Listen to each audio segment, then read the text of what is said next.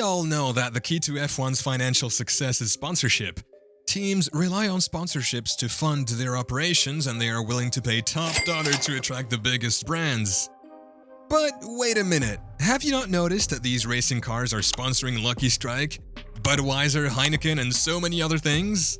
Keep watching. In today's video, we are going to show those dark secrets about F1 sponsorship. Did you know that in 2017, the FIA launched an investigation into alleged money laundering by the Malaysian government through its sponsorship of the Sepang Grand Prix? The investigation found that millions of dollars in sponsorship money had been used to fund government projects and enrich government officials. The Wall Street Journal first made the allegations of money laundering in 2015. The newspaper reported that the Malaysian government had used the sponsorship money to pay for a luxury yacht, a private jet, and a lavish mansion in London. How controversial is it? And in 2019, the FIA also investigated the sponsorship of the Haas F1 team by the Russian company Uralkali. The investigation found that Uralkali had ties to Russian oligarchs, some of whom were under sanctions by the United States government. The US government had imposed sanctions on these oligarchs in response to their alleged involvement in corruption. Crazy! These are just a few instances, but the world of F1 team sponsorships delves into much darkness. But where did it start? Back in the 1950s, in the early days of Formula One, racing car liveries represented national pride based on team countries.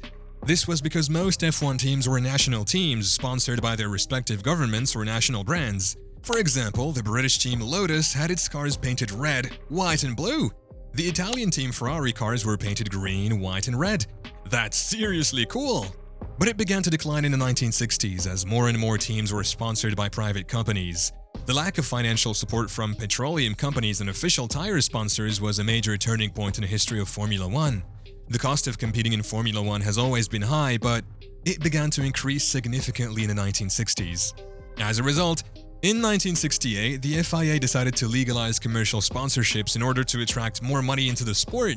The legalization of commercial sponsorships was a major turning point in the history of Formula One. It helped to ensure the financial stability of the sport, and it also helped to make Formula One more competitive and attractive to sponsors, businesses, and foreign stakeholders. But there was trouble brewing. Lotus introduced the first sponsor-driven livery in Formula One, breaking from minimalist designs. The team's car was painted a vibrant orange with the gold JPS logo prominently displayed on the side. This was a radical departure from the traditional minimalist designs of Formula One cars at the time, which were often painted in their national colors. The JPS sponsorship was a major coup for Lotus, as it was one of the most prestigious brands in the world at the time. The Lotus JPS livery was a huge success, and it helped to put the team on the map. The team went on to win the Drivers' Championship in 1968 and 1969 with Jim Clark and Jochen Rindt behind the wheel.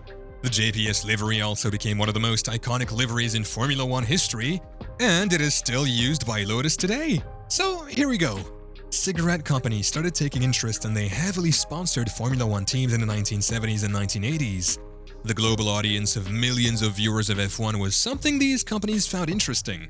Marlboro was one of the most prolific cigarette sponsors in Formula One, and it sponsored the McLaren team from 1974 to 1997. Another major cigarette sponsor was Rothmans in Formula One, and it sponsored the Williams team from 1983 to 2000. But cigarette sponsorship in Formula One declined in the 1990s and 2000s due to awareness of the health risks of smoking, and the government also banned promoting such products and companies. In 2001, World Health Organization's Framework Convention on Tobacco Control, FCTC, took action and called for a ban on tobacco advertising in all forms in Formula One. The FCTC wanted to reduce the exposure of young people to tobacco advertising, and it saw Formula One as a major target. The WHO's tobacco-free sports policy calls for a ban on tobacco advertising in all sports, and Formula One was clearly violating this policy.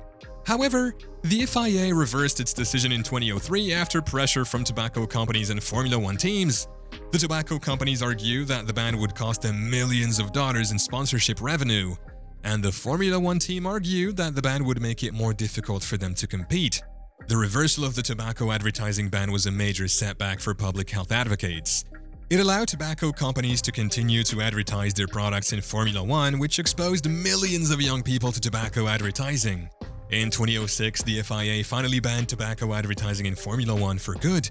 This was after the World Health Organization threatened to suspend the FIA's membership if it did not comply with the FCTC. Teams also had to face troubles because of fraud or money lost. For example, in 1999, a Nigerian prince named Malik Edu Ibrahim bought a 25% stake in the Arrows Formula One team and sponsored the team with his T-energy drink brand, which was worth $125 million. However, Ibrahim turned out to be a fraud and never provided the promised funding to the team. This led to Arrows' financial downfall, and they were eventually forced to fold at the end of the season. Philip Morris International's PMI subsidiary, Mission Winnow, sparked controversy for its vague activities and sponsorship. Mission Winnow was founded in 2018 as a change lab that aims to cultivate forums for discussion, community networks, purpose-led partnership programs, and thought-provoking content. However, the company has been criticized for its lack of transparency and for its use of Formula One sponsorship to promote its products. In 2019, the World Health Organization criticized Mission Winnow's sponsorship of Formula One. It damaged Formula One's reputation and made it less attractive to sponsors who are not associated with tobacco products. Mercedes' main sponsor is Petronas, a Malaysian oil and gas company. Petronas has been a sponsor of Mercedes since 2010, and they pay a significant amount of money to have their logo on the team's cars and drivers' uniforms. Unfortunately, they faced a setback when they lost their sponsors Martini and Rossi.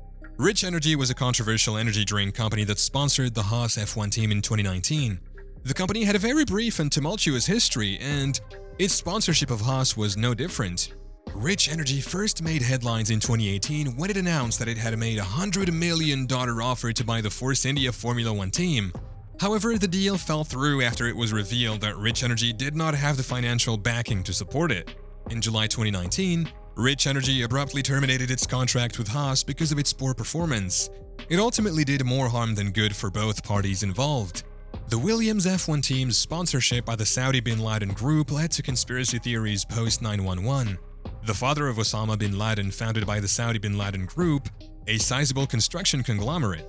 Osama bin Laden was the leader of Al-Qaeda, the terrorist organization responsible for the 9/11 attacks. So it was not illegal, but gossip started arising that the team was also involved in this attack. Do you know Prince Malik, a rich Nigerian businessman who sponsored Formula One and NASCAR teams in the late 1980s? But he got into trouble in the US for harrowing trafficking and vanished from racing in the early 1990s. In 1988, Malik was charged with conspiring to bring heroin to the US. He got caught in a sting operation talking about smuggling heroin. Malik was found guilty and got a 20-year prison sentence. His legal issues made him stop sponsoring teams, causing Formula One and NASCAR teams to struggle. Some even had to shut down due to the loss of sponsorship. Sponsorship is a major part of Formula One.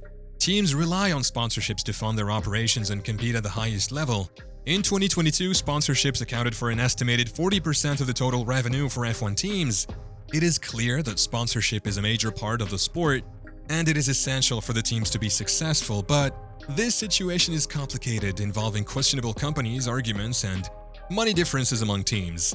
Is it okay to ignore ethical worries for the sake of money and excitement in Formula One sponsorship?